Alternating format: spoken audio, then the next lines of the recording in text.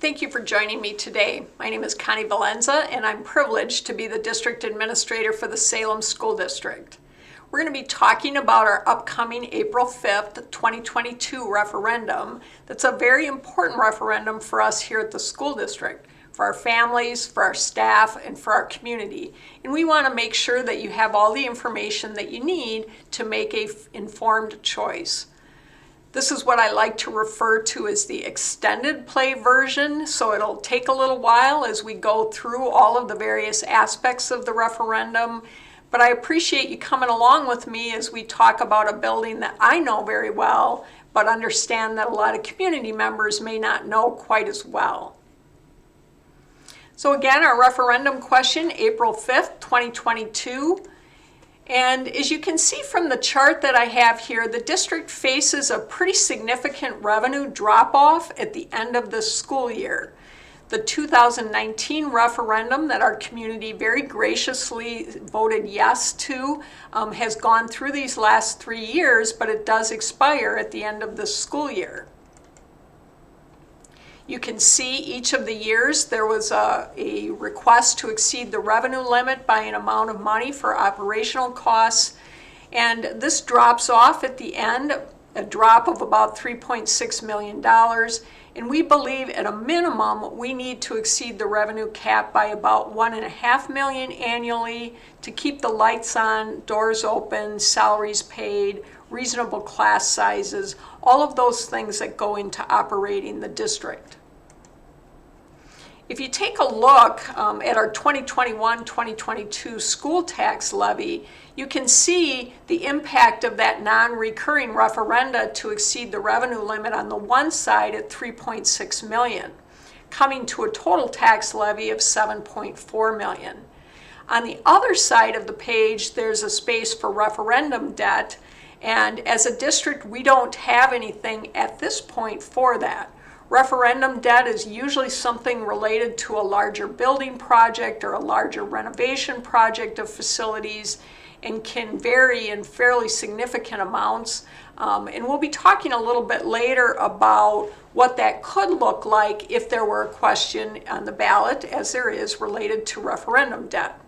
You can see our 2021-2022 mill rate was at $6.86 this last school year. If you take a look at our facility, you can see it's got lots and lots of different additions to the building that range from 1916 all the way up to 2009. The latest addition right here, this number 12, was the 2009 edition. And I kind of refer to that as our false storefront, because if you're coming down on 83 and you're going past the building, it actually looks like it's been pretty recently renovated. It's got a really nice kind of fascia on the front of the building. But you can see that that particular referendum was really a very small part of our overall building. And we have multiple additions over the years ranging from 1916 all the way through to 1996, where there was the large middle school addition, and then going on to 2009, where we had the smaller kind of elementary school addition to the building. We recently went through a facility study so that we could really get a good understanding of where we were at with our overall facility. We brought in engineers and construction experts and people in terms of maintenance to really go over and look to see what were the major anticipated expenses. Were there areas where our building was out of code? Were there mechanicals of our building that were nearing the end of their useful life? And you can see that they identified a large number of priority items, obviously priority 1 being kind of safety type issues, priority 2 being mechanical issues that were pretty much at the point of end of useful life. And then priority 3 would be those items that could potentially go anytime, but were maybe more of a 5-year look ahead, possibly even a 5 to 10 if things went really well, but were certainly things that we need to keep on the radar as a building. So about $8 million worth of things were identified. Some of those have been completed. We've kind of had an ongoing roofing maintenance. We've done some replacement of our elevator, but overall a pretty significant amount of money to bring us to a point where most of the maintenance items that need addressing have been addressed. You can see this is especially true in some of our older sections of the building. If you take a look at that 1916 and 1956 edition, you can see areas that are poor. You get into the 1959, 1964, 1965, kind of moving more in the direction of fair to poor, but still areas that need at least some scrutiny and looking at in order to maintain them going into the future. As part of it, not only did we do the facility study, but we also surveyed our staff, our facility focus group, and we sent out a survey to all of our families, our parents to reply to. And we asked them, we gave them about 12 different kind of things that were identified as being needs in the building, and asked them to prioritize them in terms of what they saw as being high priority, all the way down to things that we're either low priority or maybe shouldn't be considered at all. So we went through with staff. You can see the top 6. I won't go through all of these that the staff identified, but I wanted to just kind of bring those to your attention if you want to go back or stop the presentation to kind of read through all of those. You can see the top 6 of 12 identified by our parents. And then you can see the top 6 of 12 priorities identified by our facility focus group. The facility focus group was a set of family members I had invited to come in and really go through an extensive tour of our facility and kind of gain an understanding of the different aspects of what might kind of come together into a question for a referendum.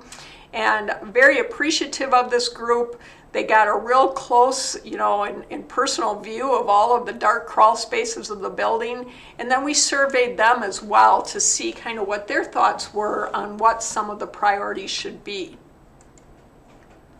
So if you take a look at the top priorities identified by 3 of the groups, you can see adding and improving science lab space and making available to all grade levels, improving accessibility for students, community members with disabilities, for example, inclusive playgrounds, adding accessibility to our music room, business office wing, etc. Those were the top 2, and they were identified by all 3 of our groups.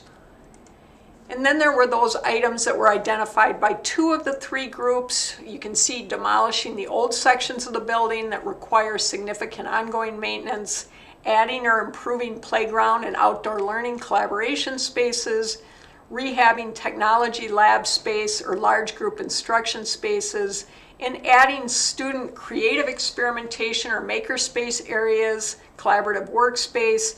And I would say that this could be an area that you would talk about even in terms a little bit of doing some of the science or STEM type projects for students to engage in those types of activities. We went through an extensive board process, starting kind of with the facility study back in the spring of 2020, involving engineering, construction, and architectural professionals. We did an educational space analysis, going over our building and making sure, thinking about, was it being used by students to the extent possible, or were there things within our present footprint that needed some addressing?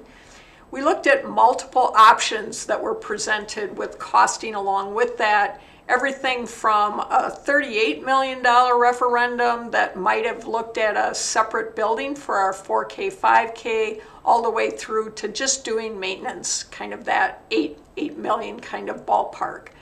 We did staff and family surveys. We did the family focus group. We did multiple board retreats to go over survey results, options, and work with financial consultants. And the board had 4 different options. One would be to just do another non-recurring for operational expenses, what we presently have ending this year.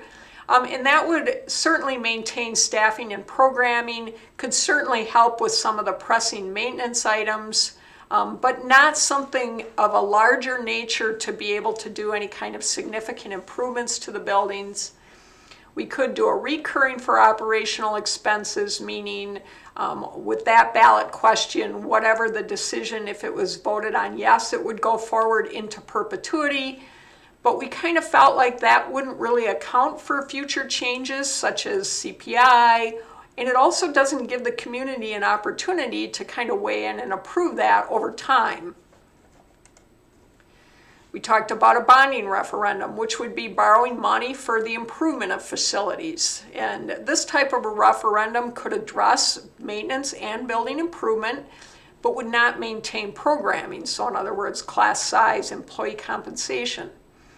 And the last option would be a combination, which would be a 2-question, and the board did decide that that was the best option for the Salem School District because it both maintained programming but also addresses maintenance and facility improvement to meet the identified needs. Again, those needs that were identified by our staff and our families in terms of being important to our facility.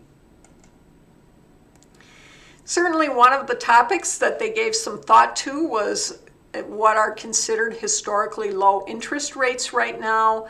And even though there's been kind of a blip and some concern about those going up, in talking with our kind of bonding professionals, there really was the belief that going with a 3% interest rate was pretty conservative at this point. Most of the bonding resolutions that they're doing right now were about 2%, feeling maybe even 2.5% might be a good estimate. But when we looked at that, trying to maintain the levy for our taxpayers, we estimated at 3%, which is considered a pretty conservative interest rate at this point. But in the grand scheme of historical interest rates, still very low. We took a look at our school district historic mill rate. So as you can see, we feel good and accountable to our taxpayers that we've been very consistent with that. And so it has been stable or actually declining. This last school year at $6.86 was one of the lowest mill rates per $1,000 of property that we've had for a pretty significant amount of time. So again, going back to that graphic that I showed you with the 2021-2022 school tax levy, if you go into then a projected 2022-2023 school tax levy, if both questions pass, you can see now that funding coming from 2 different directions. So the non-recurring referenda to exceed the revenue limit at $1.5 million, but then the 18.3 in referendum debt over 12 years would actually come back to a total tax levy that would be at least even or possibly even less than we were this school year.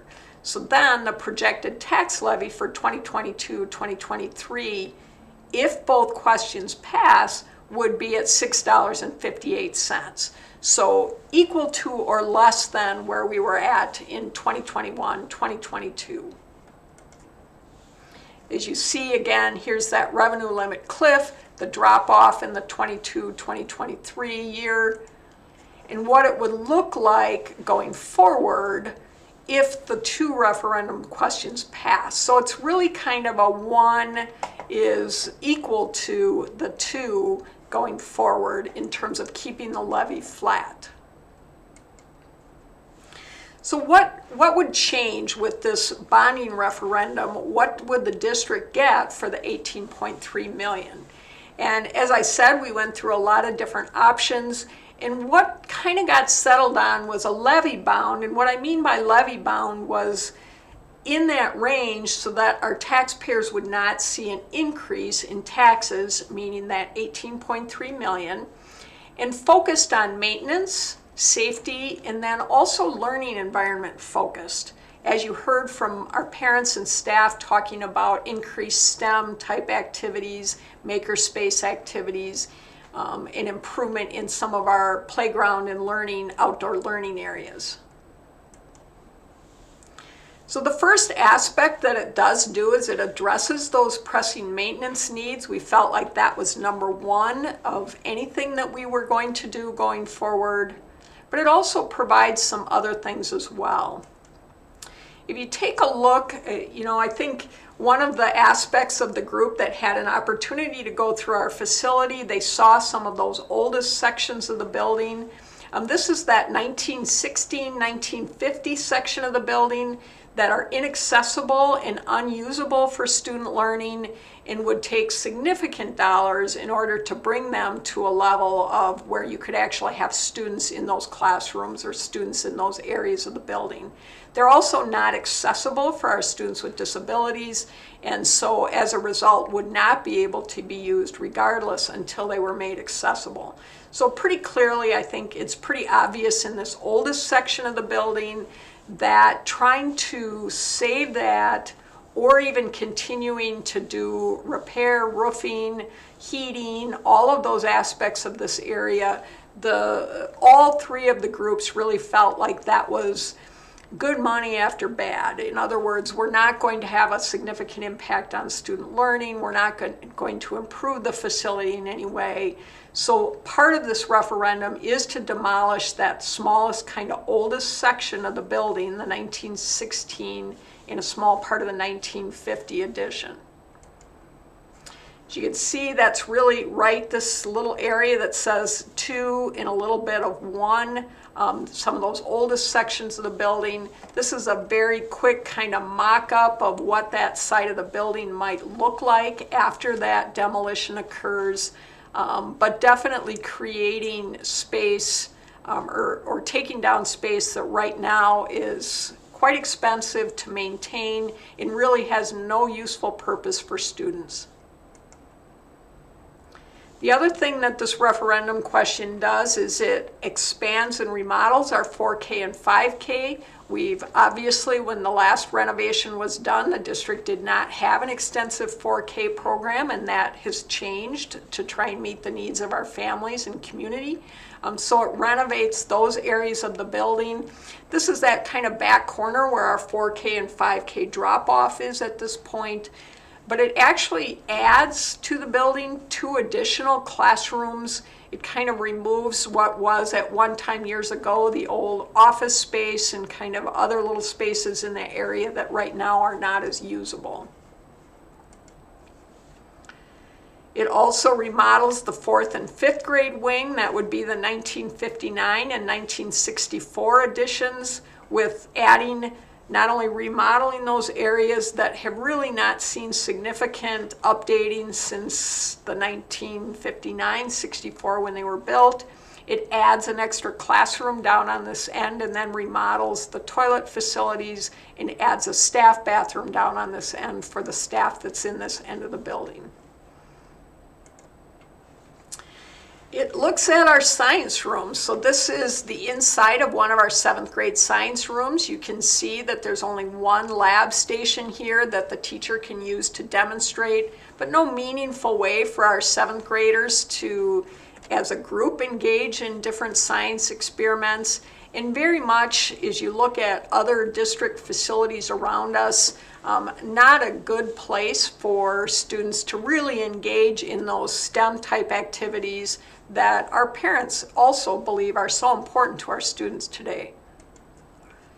You can see there are improved science labs. We've added an additional science lab, so each of our 6th, 7th, and 8th graders would now have a updated and modern science lab facility. We've added some spaces for what we call discovery or makerspace, which is kind of an updated term for, could be some STEM activities, could be like doing some wet lab activities in that beautiful expanse of wetland that we have back behind the district, but allowing students to build and make and discover and work together, and not just our older students, but our younger students as well.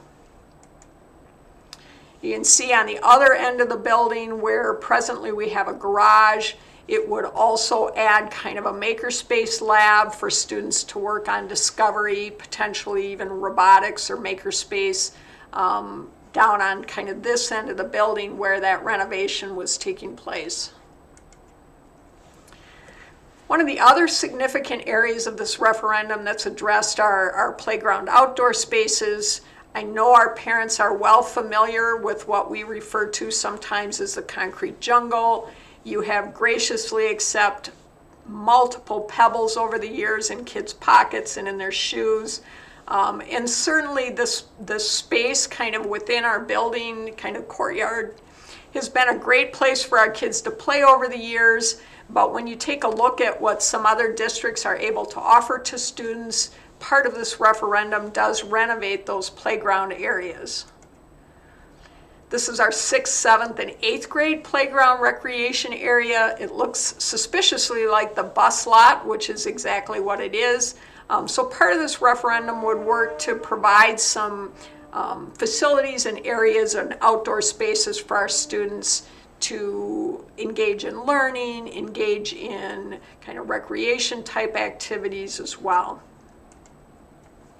You can see this area. This is that center, that courtyard. This is that far end of the building where we take down part of the older building. This is on where our kind of locker rooms and gyms are, looking at setting up an outdoor classroom for our students to engage in learning. And then just a little bit of taking a look at where we're at in the middle of our building right now and what an updated playground area might look like. This is all of that resilient, kind of padded, safe, accessible playground base. Right now, obviously, the pebbles that we have are not accessible to all of our students in engaging in that kind of play. It also includes some student support and collaboration spaces. We know that we have students, some of our students are special education, some of our students just need some additional support. And so taking our pupil services staff and kind of creating this environment where there may be somebody in these offices that can provide additional support for students, but then also having this kind of outer area where small groups of students could work either with a teacher, for example, or also as a small group, whether it be a small group of students from a classroom that have come out to work on a specific kind of collaborative activity, or whether it be some of our students who are in need of additional staff support in order to be successful in the school. You can see right now, so if one of our special education students, in order to get some privacy, we have these kind of privacy blocking. We end up using a full-size classroom for one of our special education teachers, which at some point, if there is any kind of an increase in students, we'd want to try and reclaim those classrooms. You can see when students work on group activities right now, they're actually sitting out in the hall to do some of those types of activities. This would kind of help improve that situation and create some spaces for some of these types of things to occur. Safety and accessibility is a big part of this referendum question. Presently, there are significant portions of our building that are not accessible to all of our students. For example, we'll be sending out a little video in terms of what it would take for one of our 3rd grade students with disabilities to get to the music room compared to what one of our students without disabilities, the trip that they take to get to our music room right now. It also takes all areas then of the existing building that remain and make sure that they are handicapped accessible either through the use of lifts or grading. It also includes some safety features that I'm sure our families are concerned about and would appreciate. It includes moving to automatic door locks and indicators. Right now, if you look at our footprint, we have close to 30 doors. And what an automatic door lock and indicators would do is with a push of the button, you could lock every single one of those doors. And there would be an indicator in the main office if one of those doors, for example, was propped open. We believe that this is a really important aspect of keeping our students safe. And it would also create some separation doors. So in other words, if we needed to lock down a portion of the building, we could do that and keep that kind of traffic from going from one large end of the building to the other side of the building. If you've been in our building, you know that it's pretty extensive. What this would do is it would allow us to immediately lock down certain sections of the building to be able to contain a situation, for example, to a smaller portion of the building. So again, 2022, 2 questions, less than or equal to the 2019 referendum, which was 1 question. Again, the goal of keeping that levy flat. We invite you to vote on April 5th, 2022. So the copy of the ballot, 1 ballot, 2 questions, April 5th, 2022. Please vote. And thank you for participating in this session. I hope that this was informative for you, and we'll talk soon. Thank you.